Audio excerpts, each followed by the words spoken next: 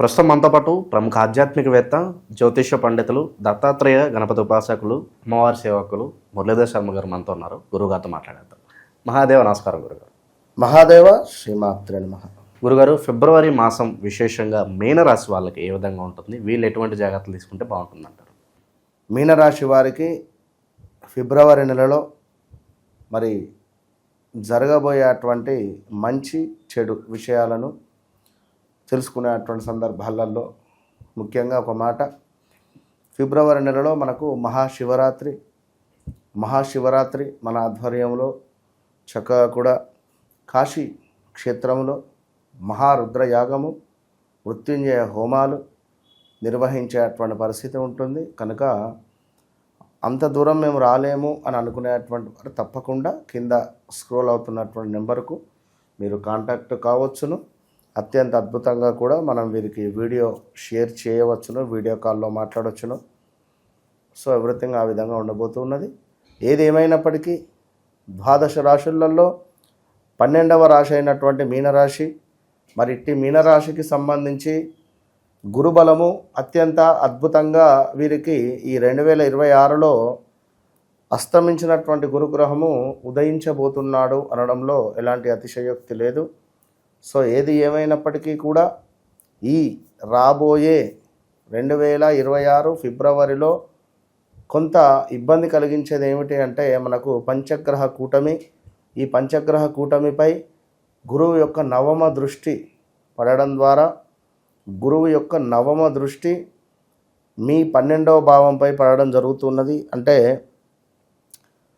మనకు కుంభరాశిలో చక్కగా రాహుగ్రహం ఉన్నది తన సొంత నక్షత్రంలో. మరిట్టి రాహుగ్రహము కాస్త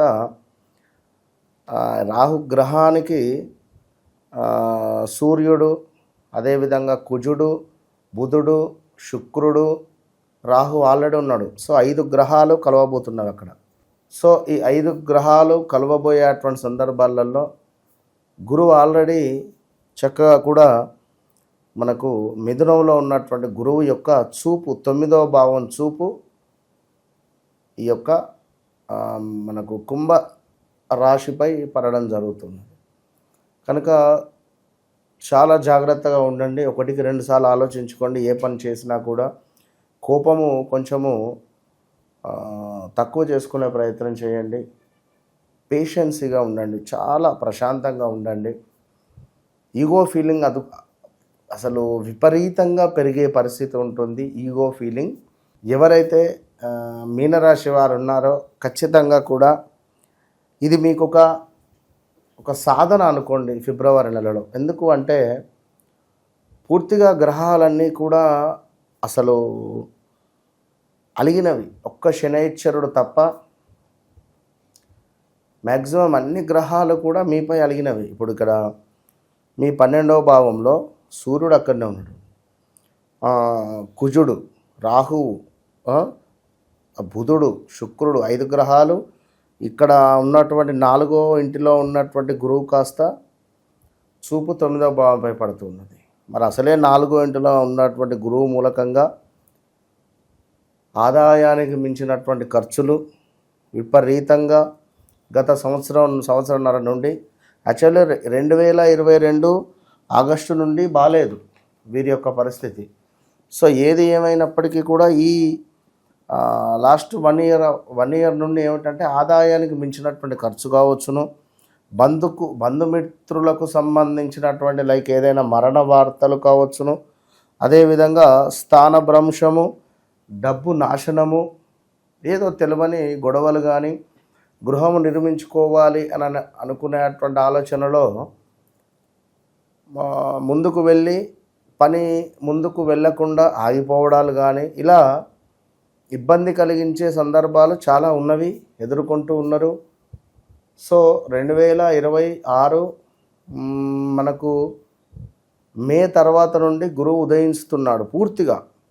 ఇప్పుడు అస్తమించినటువంటి గురువు ఇప్పుడు కొంచెం ఉదయిస్తూ మీకు మే వరకు అద్భుతంగా ప్రకాశంగా ఉంటుంది. ఈ May, June, July, August, September, October, నవంబర్లో అత్యంత అద్భుతంగా ఉంటుంది. సంతానం కాని వారికి సంతానం కానీ, మనం ఆల్రెడీ సంవత్సర ఫలితాలు చెప్పడం జరిగింది. అందులో ఉన్నవి కనుక ఏది ఏమైనప్పటికీ కూడా ఈ ఫిబ్రవరి నెలలో పంచగ్రహ కూటమి సరే ఏది ఏమైనప్పటికీ కూడా మన వ్యక్తిగత జాతకం అనేటువంటిది అల్టిమేట్, అది వాస్తవానికి. ఎందుకంటే ఇదంతా గోచార రీత్యా తప్పకుండా గ్రహాలు మారుతూ ఉంటవి గోచారంలో. సూర్యుడు నెలకు ఒకసారి మారుతాడు. ఇప్పుడు ఉత్తరాయణంలో 6 రాశులను చుట్టేయాలి తను. తర్వాత దక్షిణాయనంలో మళ్ళీ 6 రాశులు చుట్టేసుడు. సో ఎటు తిరిగి జనవరి, ఫిబ్రవరి, మార్చ్, ఏప్రిల్, మే, జూన్ 15, 16 కల్లా ఈ 6 రాశులు జూన్, జూలై వరకు చుట్టేస్తాడు సూర్య భగవానుడు. ఇప్పుడు ఏమిటి అంటే ఈ ఫిబ్రవరి నెలలో కాస్త అంటే జనవరి 15కు మనకు మకర సంక్రమణము జరిగి అటు పిమ్మట అక్కడ బాగుంటుంది. ఇప్పుడు ఈ కుంభరాశిలోకి వచ్చినటువంటి సూర్యగ్రహం మూలకంగా ఇక్కడ మనకు పంచగ్రహ కూటమి ప్లస్ ఇవన్నీ ఏర్పడడం వల్ల ఆల్రెడీ మనము ఈ వీడియోలు ఒక బిఫోరే చేసాం. మొన్న ఆంధ్రాలో గ్యాస్ రిలేటెడ్ లీకేజెస్ ఏర్పడ్డవి. సో ఇది పంచగ్రహ కూటమి ఏర్పడేటువంటి సూచన. సో చాలా జాగ్రత్తగా ఉండండి. ఎందుకంటే గోచారంలో మీకు మంచి గ్రహస్థితి నడుస్తుంటే భయపడాల్సిన అవసరం లేదు. ఎందుకంటే గ్రహచారములో మనకు అది ఇప్పుడు మన ఎక్స్రే ఏ విధంగానైతే ఉందో, అంటే లైక్ ఒక ఎక్స్రే తీస్తే ఏ విధంగానైతే మనకు రిపోర్ట్ వస్తుందో అదే విధంగా మన బొక్క ఉంటుంది. సో అంటే అది 100% మనకు ఒక అక్యురేట్, ఓకే నా బొక్క విరిగింది లేదా నాకు ఏదో ఫ్రాక్చర్ అయ్యింది అనేటువంటిది చెప్పడం వేరు, లైక్ చూడడం వేరు. కనుక కళ్ళకు కట్టినటువంటి విధంగా మీ జీవితాన్ని నేను చూపిస్తాను. ఇప్పటికీ ఎన్ని కాల్స్, అయ్యో అసలు డైరెక్ట్ అపాయింట్మెంట్స్ అయితే దొరకడం చాలా కష్టంగా ఉన్నది. వాళ్ళు బాగా ఇబ్బందిగా అడగడం జరుగుతున్నది. ఎట్లా వీలైతే అట్లా కలవడం జరుగుతున్నది. ఇప్పుడు మన ఆధ్వర్యంలో ఈ గోకర్ణ క్షేత్రంలో చేసేటువంటి ప్రతి నెలకు చేసేటువంటి కార్యక్రమాలలో నా ఆధ్వర్యంలో వీరు రావడము, తీసుకువెళ్ళడము. ఎందుకంటే పితృ కార్యక్రమాలు కనుక మన వీడియో షూట్ చేయొద్దు, అది లేకుండా మా వీడియో షూట్ చేసి వేయొచ్చును. కనుక ఈ విధంగా ఉన్నది. మన జాతకరీత్యా బాగుంటే మాత్రం బాగుంటుంది. సరే ఏది ఏమైనప్పటికీ కూడా కొంచెము స్థిరాస్తులకు సంబంధించినటువంటి ఇబ్బందులు కావచ్చును, అదేవిధంగా స్థాన చలనాలు, పదవీహీనతలు, వ్యర్థ ప్రయాణాలు, స్త్రీ మూలక ఎవరో మనల్ని పిలిచారనో లేదా ఇంకేదో జరిగింది అని మాత్రం మీరు అనుకోవద్దును.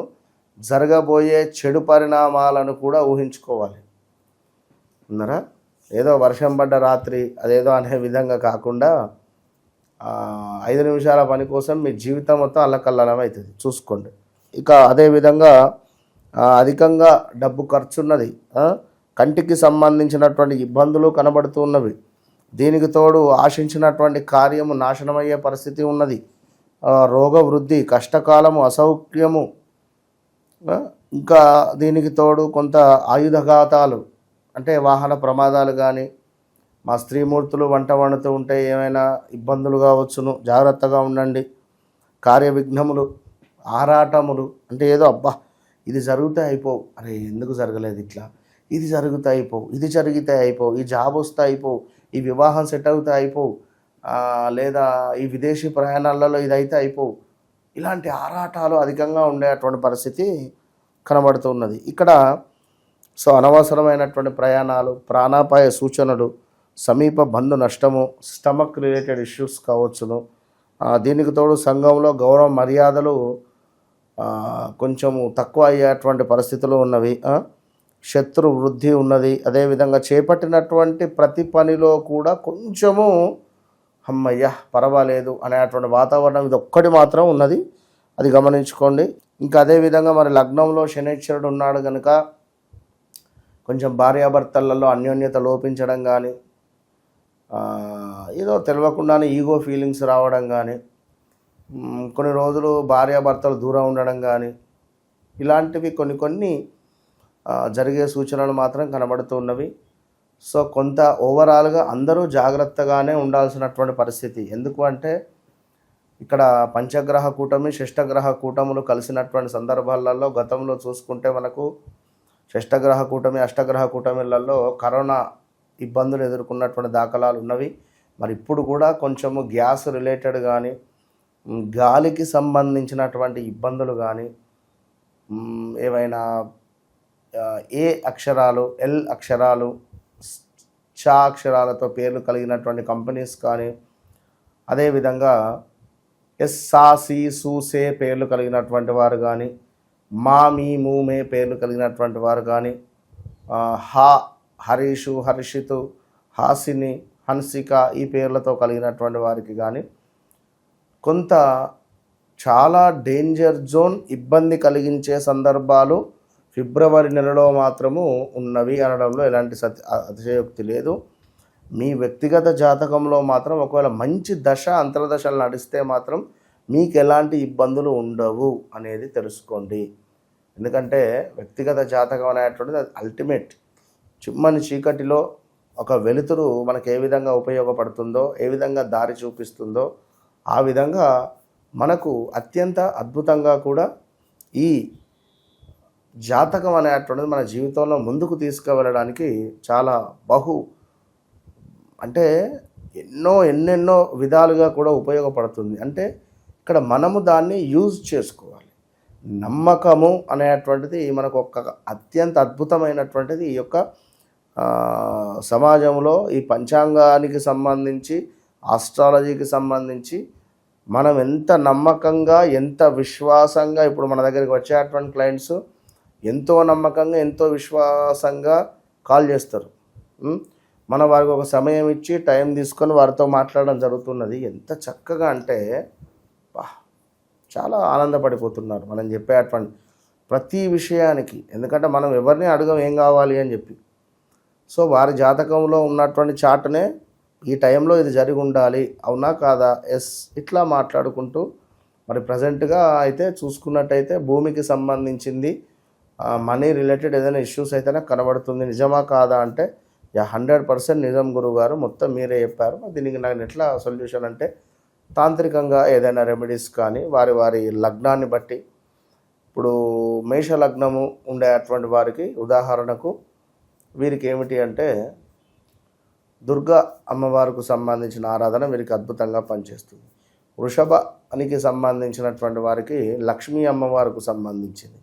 ఇట్లా మనము 1-2 సార్లు వారి లగ్నాన్ని బేస్ చేసుకొని యోగకారకుడు, బాధకారకుడు, లాభకారకుడు ఇట్లా చూసుకున్నట్టయితే మంచి వీరి జీవితంలో మంచిగా ముందుకు వెళ్ళే పరిస్థితి ఉంటుంది. ఇప్పుడు వివాహం కావాలి అంటే 7వ ఇల్లు, 12వ ఇల్లు, 3వ ఇల్లు, మరి అధిపతులు ఎక్కడున్నారు ఏమిటని చెప్పి చూసుకొని ఇవి ఏ నక్షత్రాలలో ఉన్నవి, ఎన్ని డిగ్రీసులలో ఉన్నవి, ఇట్లా క్లియర్గా మనం ఎవరూ చూడని విధంగా చూసి వారికి మనము ఏదైనా అద్భుతమైన రెమెడీ ఇస్తాం.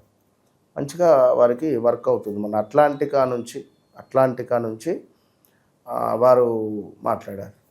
ఎంత ఆనందపడిపోయారంటే అంత ఆనందపడిపోయారు. వాళ్ళు వెల్ సెటిల్డ్ అక్కడ. 61, 67 డేట్ ఆఫ్ బర్త్లు వారి. సో అట్లా ఉంటుంది. ఏదేమైనప్పటికీ కూడా ఫిబ్రవరి నెలలో ఈ యొక్క మీనరాశి వారికి అత్యంత అద్భుతంగా ఉండాలని మనస్ఫూర్తిగా నేను కోరుకుంటున్నాను. All the best. ఓవరాల్గా మీనరాశి వాళ్ళందరికీ రాబోయే రోజులు విశేషంగా కలిసి రావాలి అని చెప్పి మనం కూడా కోరుకుందాం గురుగారు. ధన్యవాదాలు.